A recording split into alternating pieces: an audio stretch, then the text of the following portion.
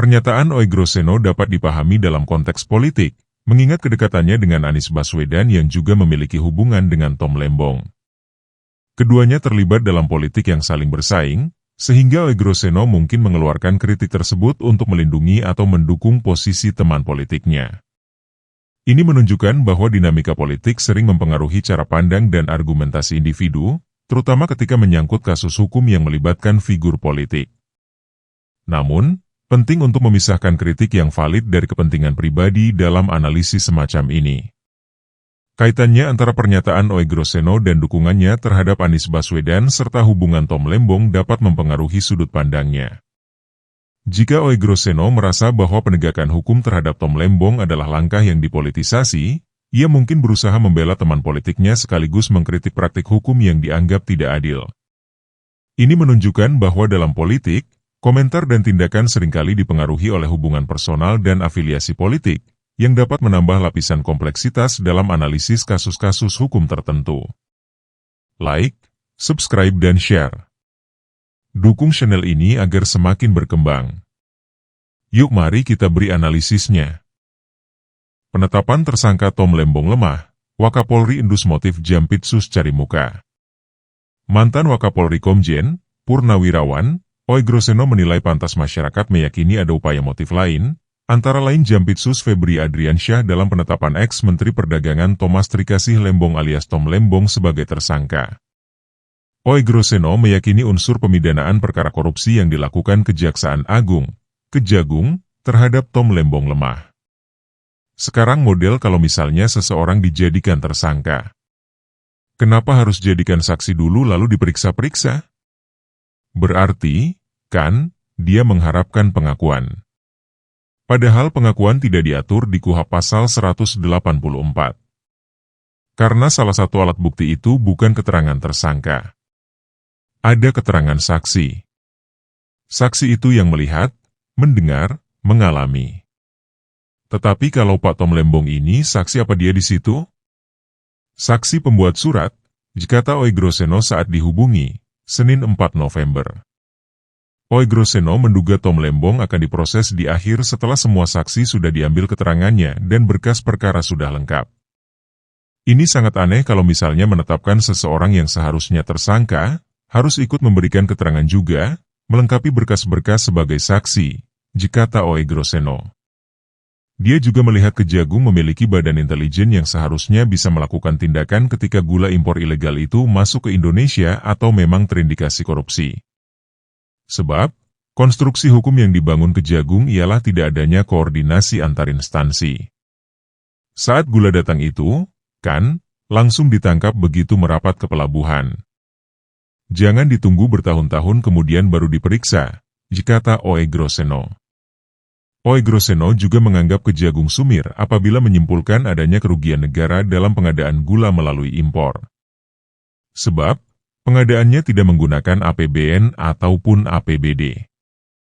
400 miliar rupiah itu duitnya orang loh, bukan duit negara.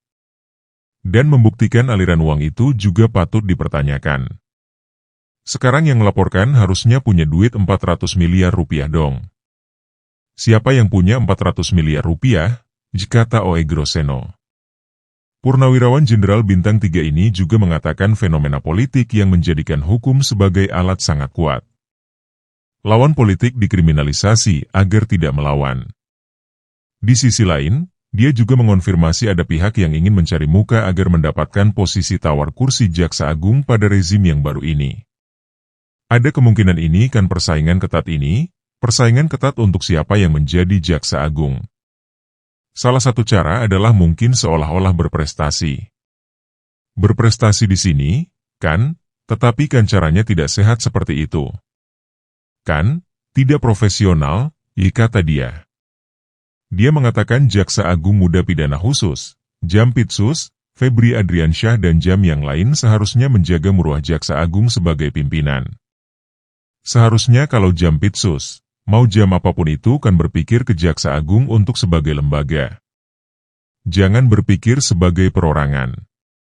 Kan tidak sehat kalau bersaing-bersaing dengan cara gitu. Wah ini mau ada suksesi Kapolri, suksesi Jaksa Agung, suksesi apapun. Terus dengan cara-cara mencari prestasi yang semua seperti itu kan tidak bagus.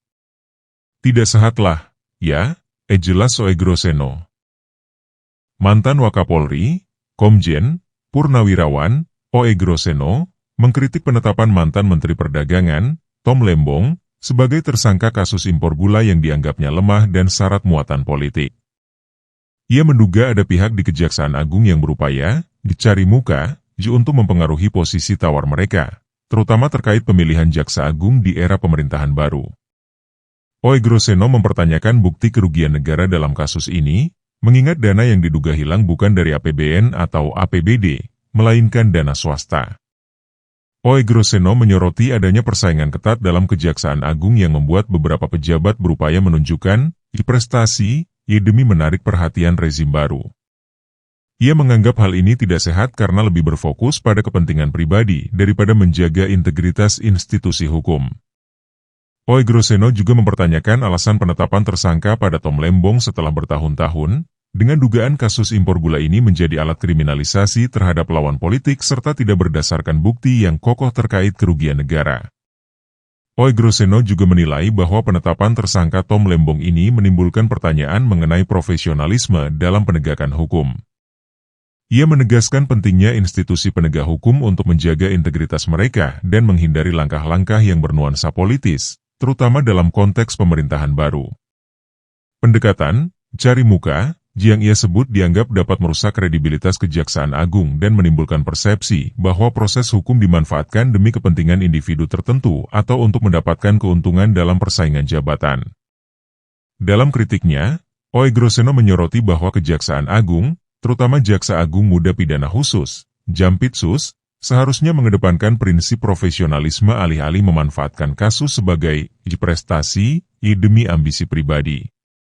Ia melihat bahwa fenomena ini dapat mengarah pada politisasi hukum, di mana pihak-pihak tertentu mencari keuntungan politik atau posisi strategis dengan mengorbankan integritas institusi. Langkah ini, menurut Oegroseno, hanya akan melemahkan citra institusi hukum dan membuka peluang penyalahgunaan hukum untuk agenda yang tak sehat. Oegroseno juga memperingatkan bahwa politisasi hukum seperti ini berpotensi merusak institusi penegak hukum, terutama jika kasus-kasus yang diproses tampak dipaksakan atau tidak berlandaskan bukti yang kuat. Ia merasa bahwa kasus terhadap Tom Lembong menunjukkan gejala penggunaan hukum sebagai alat politik, yang berisiko merusak kepercayaan publik. Menurutnya, jika tidak ada reformasi serius dalam cara aparat penegak hukum menjalankan tugasnya, maka keadilan bisa menjadi instrumen untuk kepentingan pribadi atau kelompok tertentu, bukannya demi kebenaran dan kepentingan rakyat. Oegroseno mengingatkan bahwa jika penegak hukum terus terlibat dalam politisasi, maka potensi penyalahgunaan hukum untuk agenda pribadi akan makin kuat. Menurutnya, langkah Kejaksaan Agung yang menetapkan Tom Lembong sebagai tersangka terlihat lemah dan kurang didukung bukti, sehingga membuka celah bagi publik untuk mencurigai adanya pencitraan demi kepentingan politik. Ia menekankan bahwa integritas institusi penegak hukum sangat penting dan tak boleh dikorbankan untuk ambisi individu, karena ini bisa menghancurkan kepercayaan masyarakat pada keadilan. Oegroseno menekankan bahwa kasus seperti ini bisa menjadi preseden buruk jika institusi hukum dijadikan alat kepentingan pribadi atau politik. Ia mengkritik pola dicari muka demi posisi, yang justru merusak profesionalisme aparat penegak hukum. Menurutnya, penggunaan hukum untuk tujuan yang tidak netral ini berpotensi menghancurkan kepercayaan masyarakat dan menciptakan citra negatif bagi Kejaksaan Agung. Dalam pandangannya, penting untuk menjaga hukum sebagai instrumen keadilan yang bebas dari pengaruh politis demi integritas dan kredibilitas jangka panjang lembaga hukum. Oegroseno menilai bahwa politisasi hukum akan memperlemah sistem keadilan, apalagi jika dugaan pencitraan menjadi lebih penting daripada fakta dan bukti kuat dalam sebuah kasus. Ia memperingatkan bahwa lembaga hukum seharusnya bertindak demi keadilan dan bukan untuk ambisi individu, karena publik membutuhkan kepercayaan bahwa hukum berjalan netral dan tanpa intervensi. Dalam konteks kasus Tom Lembong, menurutnya, penegakan hukum perlu berfokus pada prinsip objektivitas agar citra institusi tetap kuat dan dihormati masyarakat. Oegroseno menekankan bahwa tindakan seperti ini bisa menciptakan iklim ketidakpercayaan yang serius terhadap lembaga penegak hukum. Menurutnya, Bila hukum digunakan demi kepentingan politis atau pribadi, maka akan muncul persepsi bahwa lembaga tersebut tidak lagi berfungsi untuk melindungi rakyat dan menegakkan keadilan, melainkan hanya untuk kepentingan individu atau kelompok tertentu. Ia menyerukan pentingnya reformasi di tubuh lembaga hukum untuk menjamin agar hukum tetap netral dan tidak dijadikan alat politik, menjaga kepercayaan dan kredibilitas di mata publik. Oegroseno menekankan bahwa jika lembaga hukum terus terseret dalam praktik pencitraan dan kepentingan politik, maka fondasi keadilan akan terkikis. Ia menyoroti bahwa tindakan seperti ini bisa menyebabkan publik makin skeptis dan melihat hukum sebagai alat manipulasi, bukan penegak kebenaran. Menurutnya, integritas hukum yang kuat adalah kunci untuk menjaga kredibilitas lembaga, terutama di tengah persaingan jabatan yang kerap memicu praktik-praktik kurang sehat. Kedepannya, reformasi diperlukan agar hukum tetap netral dan independen. Pernyataan Oegroseno dapat dipahami dalam konteks politik, mengingat kedekatannya dengan Anies Baswedan yang juga memiliki hubungan dengan Tom Lembong. Keduanya terlibat dalam politik yang saling bersaing, sehingga Oegroseno mungkin mengeluarkan kritik tersebut untuk melindungi atau mendukung posisi teman politiknya. Ini menunjukkan bahwa dinamika politik sering mempengaruhi cara pandang dan argumentasi individu, terutama ketika menyangkut kasus hukum yang melibatkan figur politik. Namun, penting untuk memisahkan kritik yang valid dari kepentingan pribadi dalam analisis semacam ini. Kaitannya antara pernyataan Oegroseno dan dukungannya terhadap Anies Baswedan serta hubungan Tom Lembong dapat mempengaruhi sudut pandangnya. Jika Oegroseno merasa bahwa penegakan hukum terhadap Tom Lembong adalah langkah yang dipolitisasi, ia mungkin berusaha membela teman politiknya sekaligus mengkritik praktik hukum yang dianggap tidak adil.